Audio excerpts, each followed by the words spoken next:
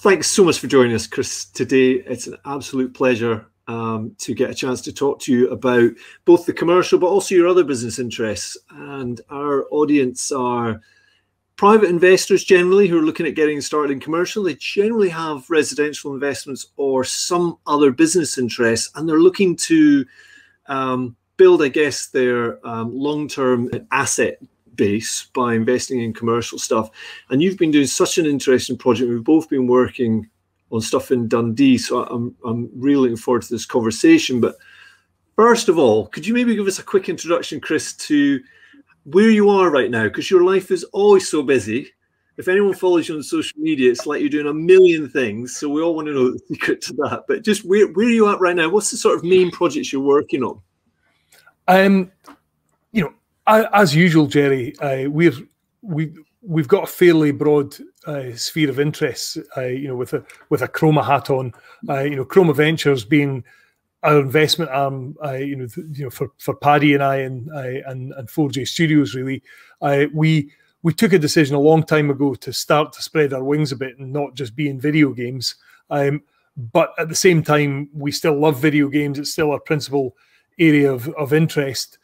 So we're investing a lot of time in 4J and also Puny Astronaut and Stormcloud, two businesses that we've invested in over the past few years, and really starting to think about what we do next with those businesses in terms of new games coming out and things, etc.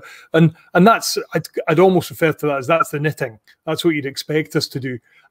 Beyond that, it's you know, got, I suppose, very diverse very quickly. But there's a thread through everything we do.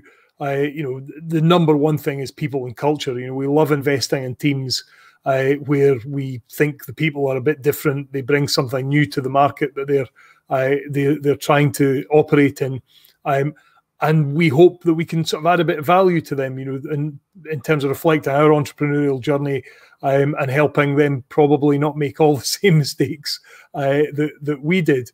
And in the middle of all of that, as you kind of previously mentioned, you know, through Chroma Developments, we took our first baby steps into commercial property development with our Water's Edge development in Dundee. And that's been brilliant, and we'll talk about that more, I'm sure. But that's certainly whetted our appetite to do more in the area of property development, commercial development especially. Brilliant. We will definitely get into that. It's a beautiful project, and for some, it definitely wouldn't be a baby step, Chris, because it's a large. Can you remember what the overall square footage is? It's about 30,000 square feet, I think. Yeah. In the whole building, but we, in terms of lettable, but we, you're right. You know. It's not really a baby step. I didn't mean to be facetious in saying that, but it was the way we found ourselves in it, I suppose, is quite interesting in that we were sitting along City Quay in Dundee, not far from where we are now in Water's Edge, and just thinking, yeah, we've sort of outgrown this building and the building that we were in terms of it being fit for purpose and being the right headquarters for 4J. And when we went out and looked at the market to see where we could move to, there was just nothing that really suited the criteria that we wanted. So we went out to try and acquire someplace to develop ourselves. And I don't think we wanted anything bigger than maybe we'd have stretched about 4,000 or 5,000 square feet tops. Yeah. And when we went out to look for something to do, again, there was nothing in that kind of area to buy either. So we spoke to a few of our friends, and our good old friend, Tim from Unicorn, Tim Allen, said, "No, I've not got anything at that size, Chris, but I've got the shed left along the waterfront. We've got plans and permission to do something with it. It's a lot bigger, but maybe why don't you have a look at it?" And when we did, I think what we saw that day was a vision where we could see a great home for 4J, but we realized it was far, far too big. And the gamble we took that day was, we think we can create something that's multi-occupancy, but a bit different. And it would be the building we would bite our right arm off to be in. So if we'd bite our right arm off to be in it, surely other people would. And it was sort of from that naive assertion that we took the plunge and went for it. Okay, so getting into this wasn't really when I say this, I mean in terms of actually becoming a landlord, it was really first and foremost to find a home for you guys. It was definitely that case. You know, we were looking for a home for ourselves with nothing else. And when I say nothing else, we've got quite interesting criteria that we didn't believe were unique, but the market didn't really recognize, which is we wanted a development with, let's call it character. It doesn't have to be an old building, but not just a straight steel box that.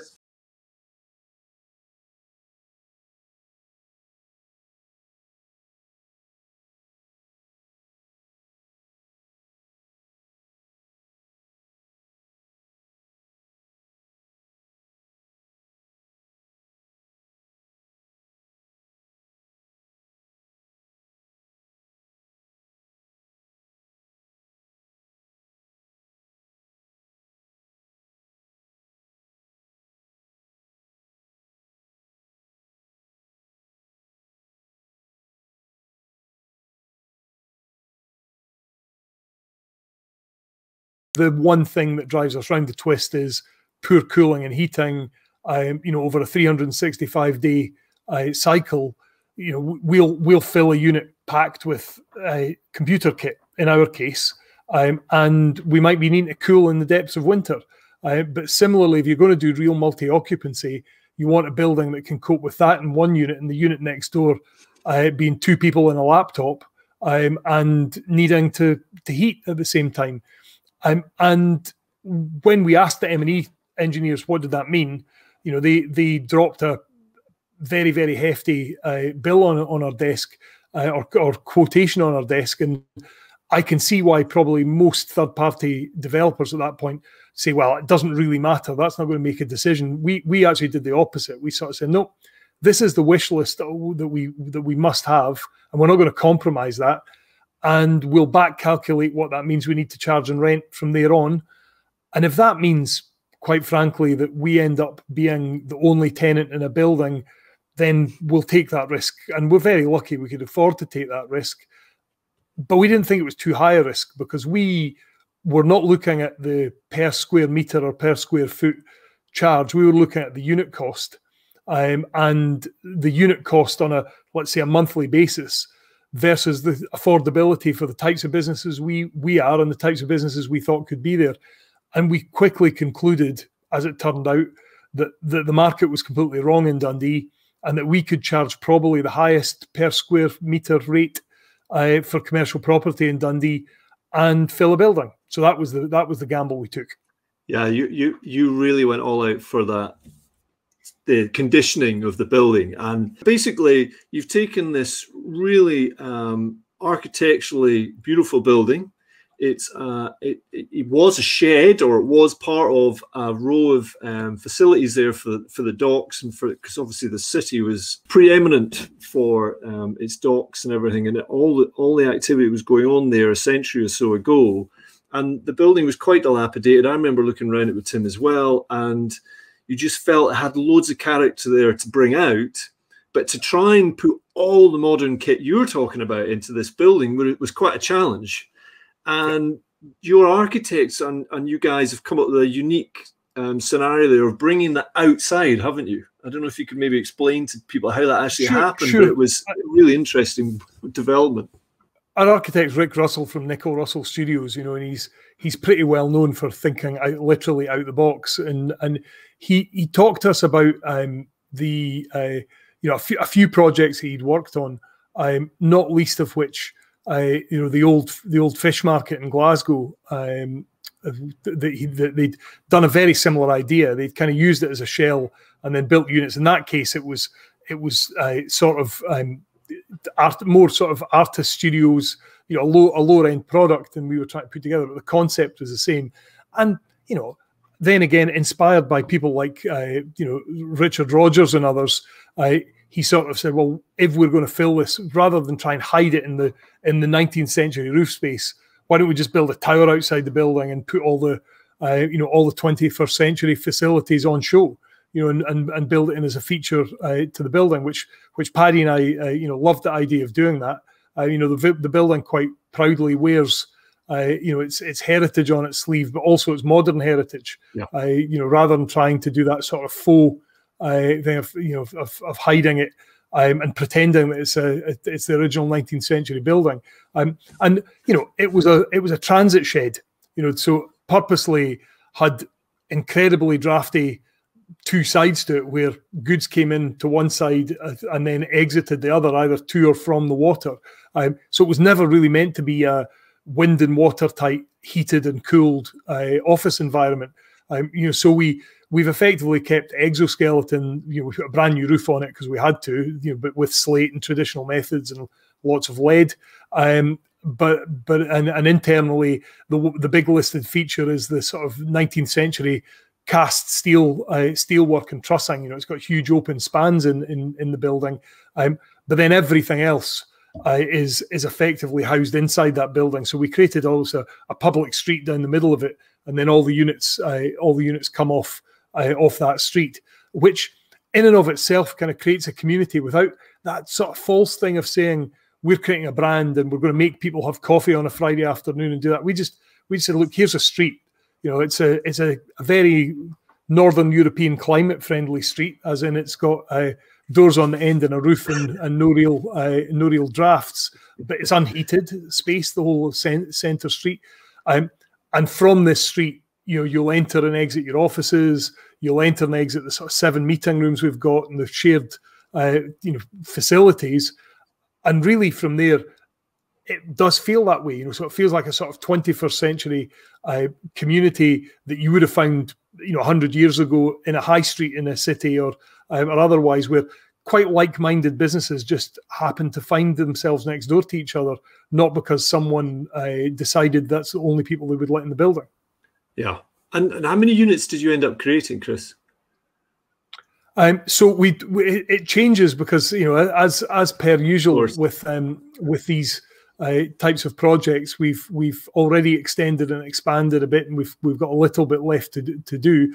But at the moment, we've got down one side 4 sort of large scale units and it's quite interesting because I'll come back to this and talk about the density and how we design, and obviously the current COVID challenges put a different light on that. But in a pre-COVID world, with these 4 big units that were really designed to house between, let's say 25, 30 people up to 50 people, and then the smaller units down the other side, which are designed to house, let's say, up to 20 people, but still feel like reasonable places to inhabit if there's only a small handful of you. And we've expanded some of those since we've started just due to demand. But we're talking about what would be traditionally a tiny unit, an 85 square meter unit, and that lays out for about 20 people. Now, how we're able to do that is by taking all the effectively circulation spaces and non-lettable areas and making those communal. So your access street is shared between all of you. Your bathroom units are shared between all of you. The meeting rooms, really, although some people choose to have them within their units, you buy them by the hour when you need them. So what that means is that 85 square meter unit really has no dead space other than maybe a bit of a galley kitchen and one stairwell to a mezzanine. And that then lays out really comfortably, actually, for the kind of numbers we're talking about. We've got now 8 units, 8 of the smaller units and 4 of the bigger units, and then we've got an extension area that, again, pre-COVID, we were ready to go on an event space because we think that works really well with the businesses that we've got. But we've temporarily put that on hold until the market recovers a little bit, and we've temporarily let it to one of our clients as a sort of a warehousing space for the moment. So it's used, and the good news coming to you on this podcast is that as of today, the building is effectively fully let, although one unit is just going to become available, one of the smaller units, over the course of this year. But knowing the waiting list that we've had on it, that'll turn over pretty quickly. But the bigger units have taken a bit longer to go, and we're delighted that although we've not announced it yet, but the final big unit has now gone. That's brilliant. And of course, size depends on the type of market you're in, doesn't it? But those units you're talking about are not too different to some of the unit sizes that have been available in Dundee for a while, but it's offering a different product that you're talking about. And interestingly, part of the challenge, of course, and I know Stuart does some of your work for you on that, is when you're talking to potential customers and they're trying to compare you on a square foot rate, it's as you say, well, actually our rate is this. However, you're not needing 2,000 square feet. You need 1,500 square feet or whatever it is, because of the efficiencies you're talking about. And sometimes getting that value add across can be challenging. They've got to come and look at it. That's the main thing. For sure. And I think not only look at it, Jerry, I think they probably have to talk to people who've lived it to believe, because, again, a lot of the professional consultants that they'll bring in will tell them that it's wrong. This just isn't possible. And then they'll talk to some of the existing tenants and hear their stories and hear them pretty much unanimously reflect its comments like, it's the best space I've ever worked in, and here's why. And especially on some of the smaller businesses, when they take their keys from us, they literally have to worry about running their business. They don't need to do a scintilla of facilities management. From obviously the obvious things like cleaning and maintenance is held centrally, but even things like walking into a building and saying, right, I need 100 megabits of synchronous internet. I'll have to go and negotiate with 4 suppliers and get way leaves in place and all the hell. And when we turn around and say, well, what do you want it today or tomorrow? And oh, by the way, if the 100's not enough, or that you find that's too much, just phone us up and we'll change it up to anything up to 10 gigabits, and you can have that on a temporary basis if you need it. And the incredulity that you see, even on, we've had large corporates in the building, like, Scottish Power, for example, were a tenant for a while. And their corporate IT immediately came and said, no, that's not how corporate IT is done here. We'll need to bring our own in. We need our own. You can't come into the building then. And they said, what do you mean? They said, well, it's been provisioned this way, and here's how we supply it. And they said, what about security? And we said, well, let us tell you how we do security. And within one phone call, they kind of went, oh, this is brilliant. This actually saves us a lot of hassle as well, and is one less overhead that we need to put onto our, onto our manifest. And that might sound, of course, everybody does that. Actually, almost nobody does that. Even those that say they do supply central internet for buildings, very few that we've come across do it in the way that we do it. We, for example, can provision, if a broadcaster decided to move in tomorrow and do live 4K broadcasting, we can give them provisioning, for that by the time they walk through the door. And that, again, is something that any developer we've talked about kind of lay that off and go, well, that's nothing to do with us.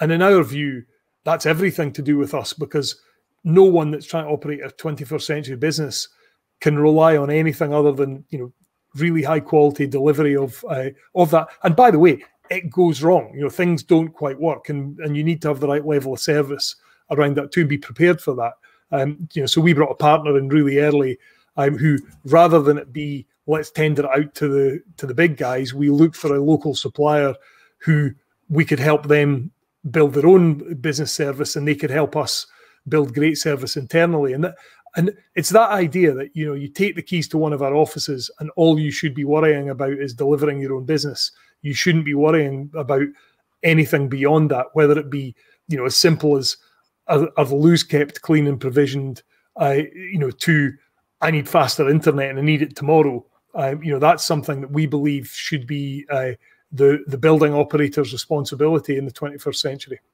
Yeah, it's that whole marketplace is definitely growing. Most of the corporate commercial stuff, of course, is leased. And as you said before, it's about the investment houses buying property or building them and then letting them out to clients on very long leases if they can get them. But that differentiator there is starting to blend a little bit more. And some of these guys are starting to develop out some of their own flexible offerings. But, it's going to take them a long time to catch up. One of the interesting things you're talking about there is listening or hearing what the local market is telling you and hearing what the local agents are telling you. And sometimes those things are quite different. and having the gumption to make the step change and provide something different. And when I was looking at Dundee, because I've come from the outside coming into Dundee, and I want to talk to you about Dundee. So I spent quite a long time studying the market and looking for a building. In fact, it was about 3 or 4 years. I wasn't looking every day, but I was coming in fairly regularly, viewing properties and everything else, and thankfully managed to find one not too far away from you, which we've nearly finished as well. And I remember the agents telling me, you know, we're starting to get about £12 a square foot in Dundee now.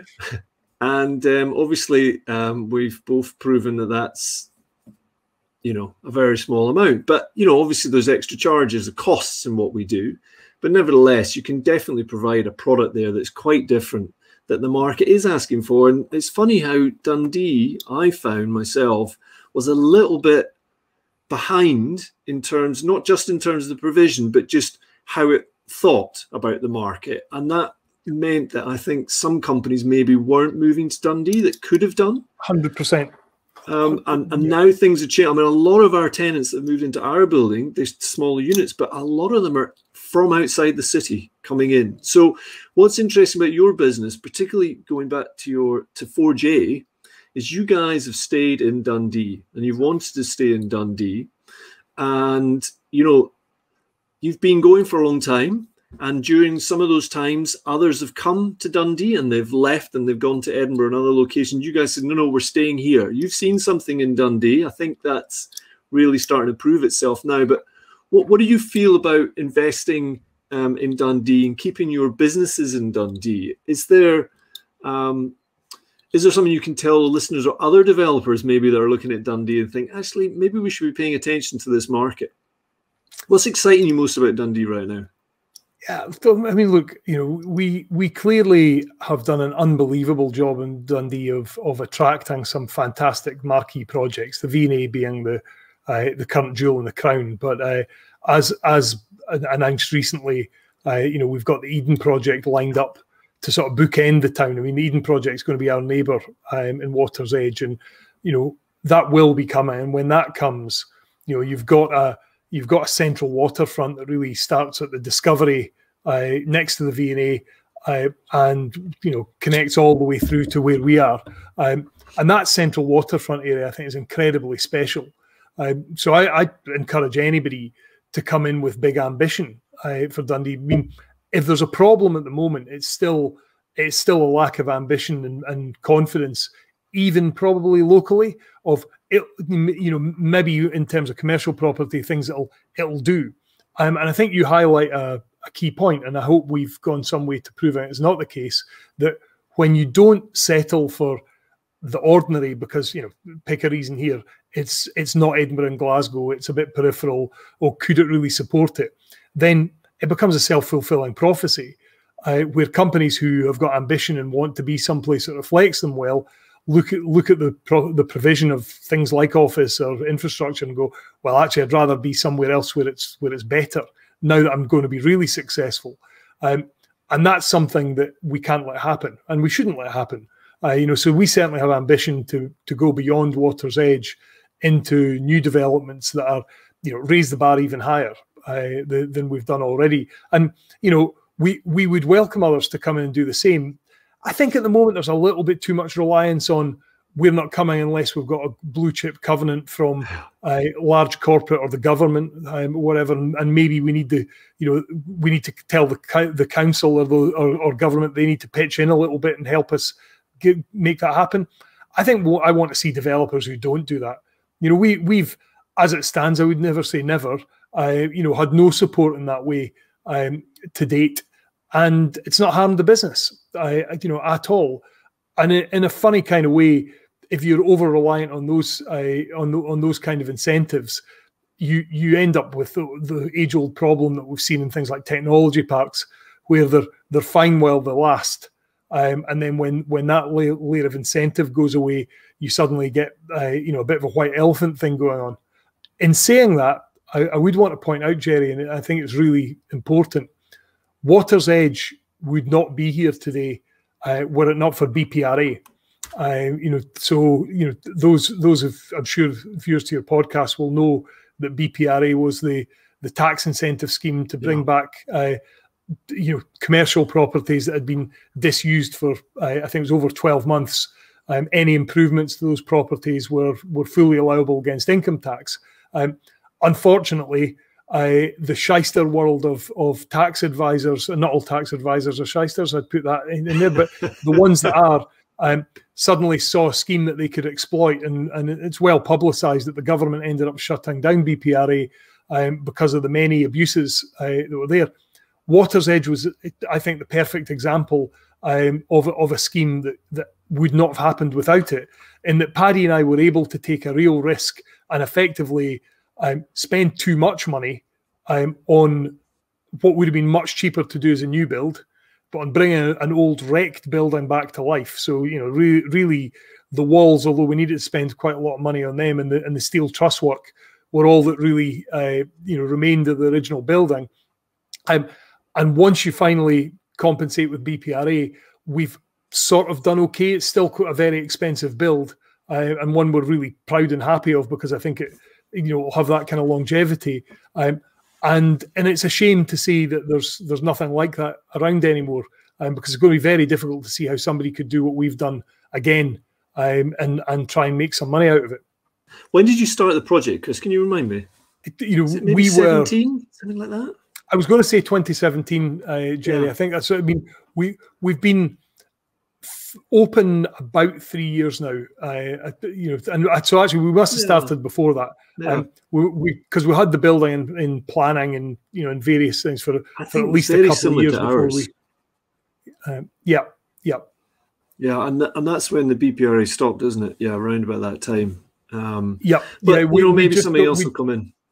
Yeah, I think that's what I'd like to see is that's the kind of place where public money can really do well. If it incentivizes people to bring areas back to life, that otherwise wouldn't. And it's always tough. I don't envy anyone the task of designing schemes that are going to work. But this one is certainly one that would have worked if sort of high net worth salaries hadn't been going in and borrowing against the projects before they were even off the ground. It was kind of built for what we did. Owner occupiers, who were going to bring these things back to life and had no intent, no intent of selling this thing on. One never says never, but that wasn't why we did it. We did it because it was a great place for us to operate out of, and we thought it would be a great place to try and build value for others too. Fab, right. So you guys have learned quite a lot from this project, though, and you're talking about future ones. Yep. So that's good. Yep. What kind of lessons did that one teach you? What sort of things are you going to take on for the next project, or they're going to maybe temper the next project? Well, I think it taught us a lesson that we know absolutely nothing about commercial property development. Not that we thought we did going in. It was good enough. We knew we were quite naive. We probably didn't realise how naive we were.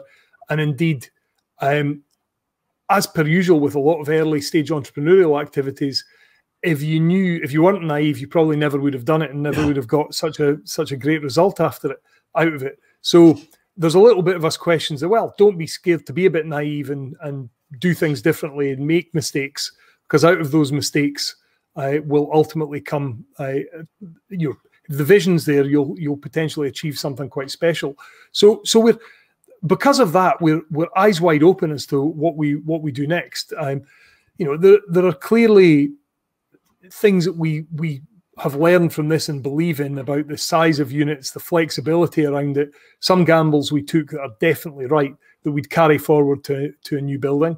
I don't think you're going to see us in the short term do giant floor plates for single occupiers. I think we'll be looking at making the multiple occupancy thing even better, but not trying to turn into WeWork. We've got a bit of co-working that operates well and is a good stepping stone for people. But we like the idea of having businesses that have their own identifiable space and that they're big enough to establish, proper early stage businesses in, rather than it just feeling like, it doesn't feel like my office. It feels like I'm in WeWork's my brand, not Saturn Fluid Dynamics. One of our, they've got a great brand, and it's the identity's there, and anybody walks into our building, sees them as a standalone business.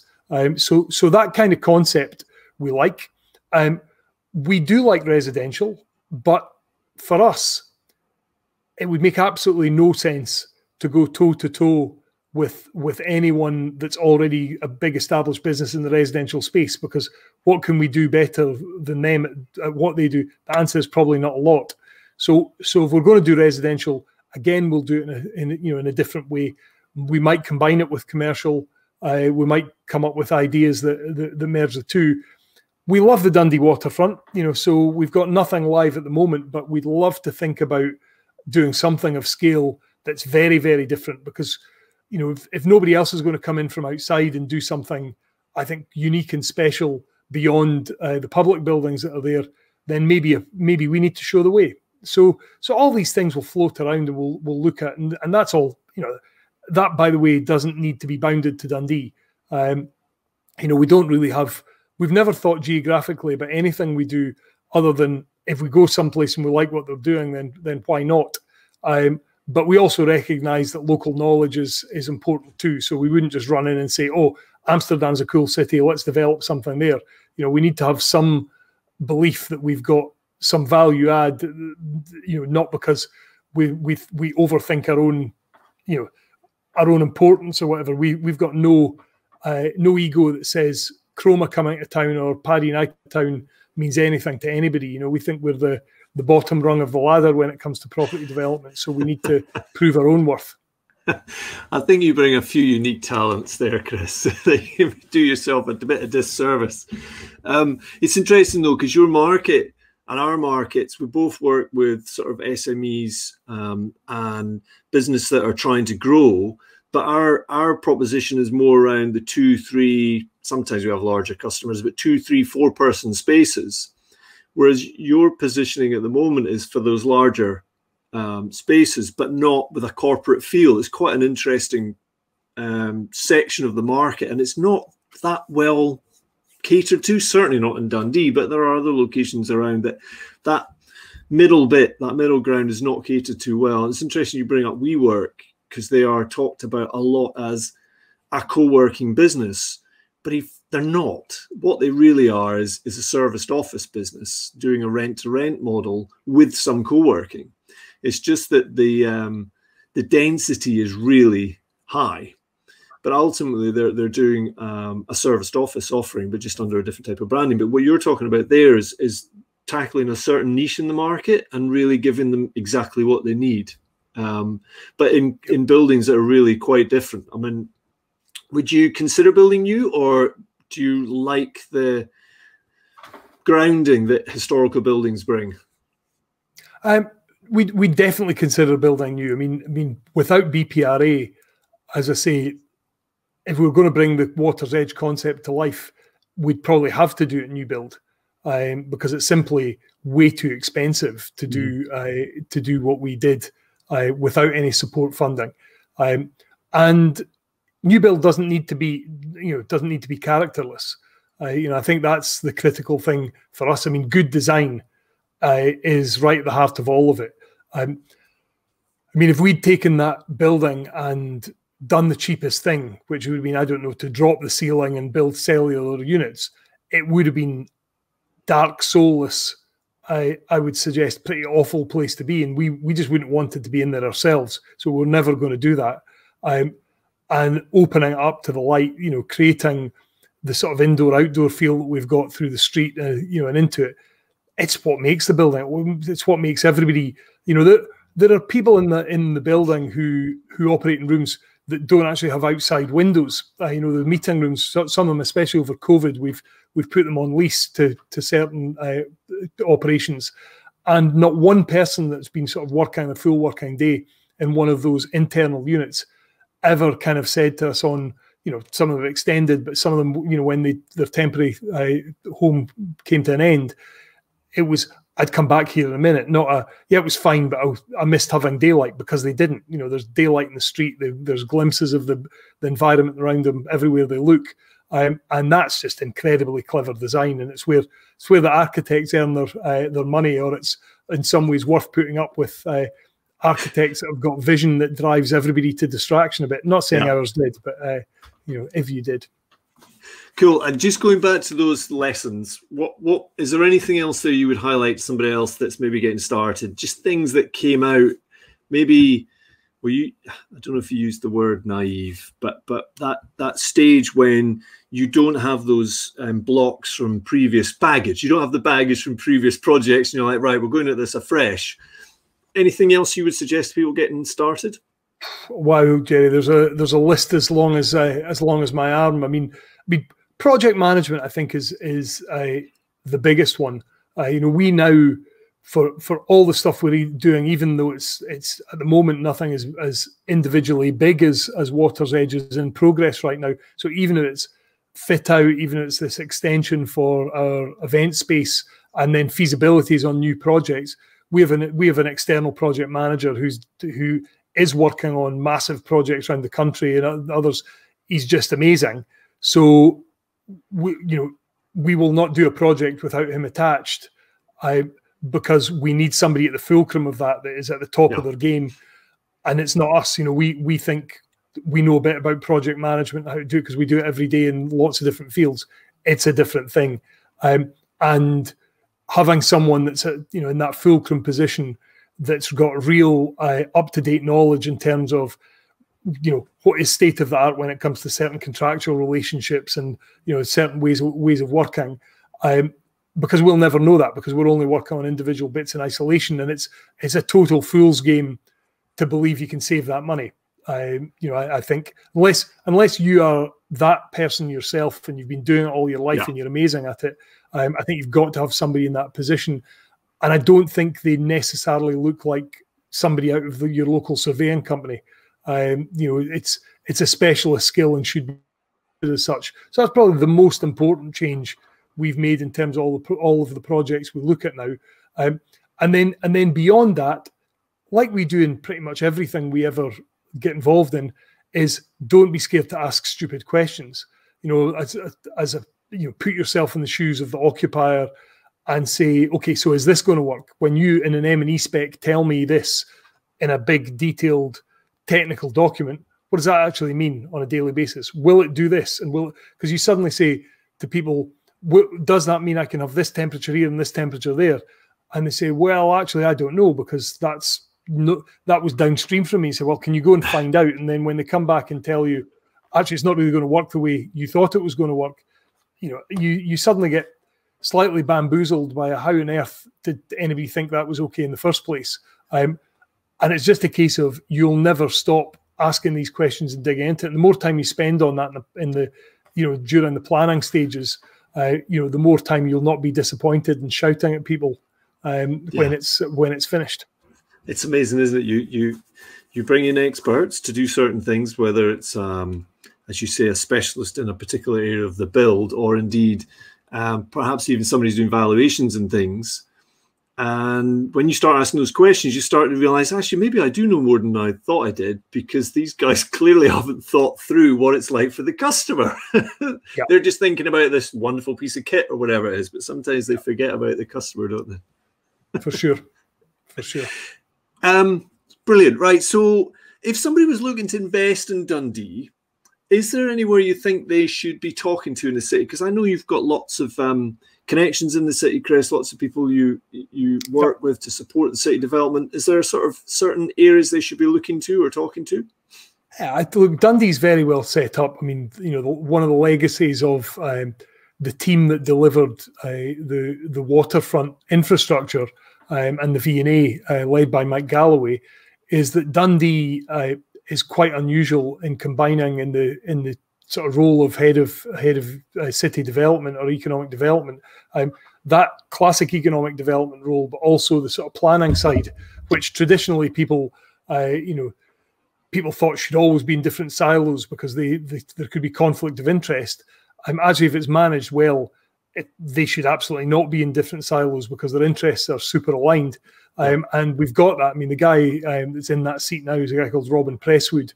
And certainly I'd recommend that anyone thinking about investing in Dundee puts Robin probably as the first call that they make, because the city does have a vision, and that vision goes right up to the leadership, the elected leadership of the council, as well as the as the unelected officers, and it means that things, in our view, happen much more quickly and much more flexibly in Dundee than almost any other market you'd see, albeit with the right firm hand of regulation and process that one would expect.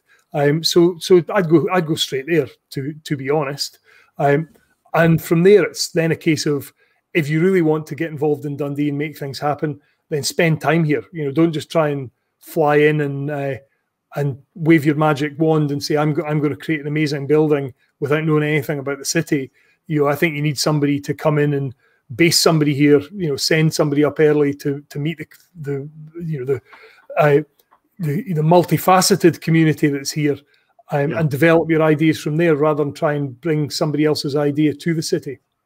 We've both got spaces they could rent for that, Chris. It's interesting because obviously I came in the city from outside, and I've found it really, really helpful from, as you say, from the very top, the council down. Everybody seems to be on their same page. It's really, really encouraging.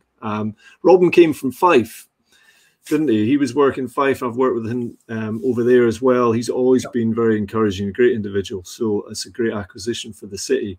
I have one more question for you, Chris, which is slightly off from commercial, but I need to ask you. I said it at the start, you have so many different things you're involved in. And it would just be interesting to know, what are some of the tips you can give to people who think they can't fit another project in? Because some of the things you're involved in all seem like full-time jobs, and there's many of them. How do you manage it all? Look, it's the obvious thing, Jerry. It's team. You can do effectively an unlimited number of things as long as you've got an unlimited supply of great talent. So my job in most things is to, get involved early on, set the vision, get all our interests aligned in the right way, and then find the right people to go and deliver whatever it is we want to try and do. And the only way you get time back is if things drop off.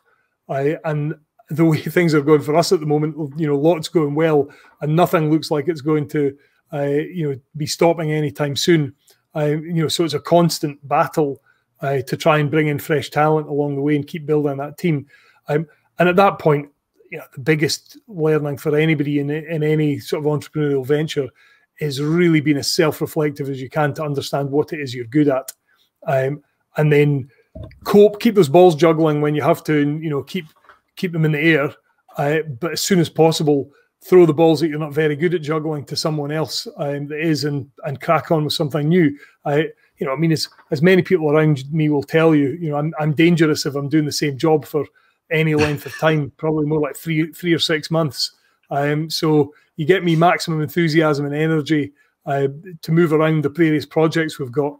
And then the more diligent and smarter the folks than I come along behind me and just make sure stuff gets done. So it's not very complicated. That's the formula. Yeah, they tidy up and ask you to get out of the way. Exactly. I try not to make too much of a mess in the first place, that's for sure. Chris, it's been an absolute pleasure. Thank you so much for joining us. Really appreciate it. Is there anywhere anybody can follow you on social media or anything? Yeah, I'm reasonably sporadic, but at Chris VDK on Twitter is probably best, or LinkedIn. I'll generally accept all LinkedIn requests from non-crazies that come my way. That's probably the two best things. I'll appear on other bits of social media, but you probably don't want to follow those. They would be the two I'd go for. Brilliant. Chris, thank you so much for joining us. It's been an absolute pleasure. Really appreciate it. Thank you. My pleasure, Jerry. Thanks again.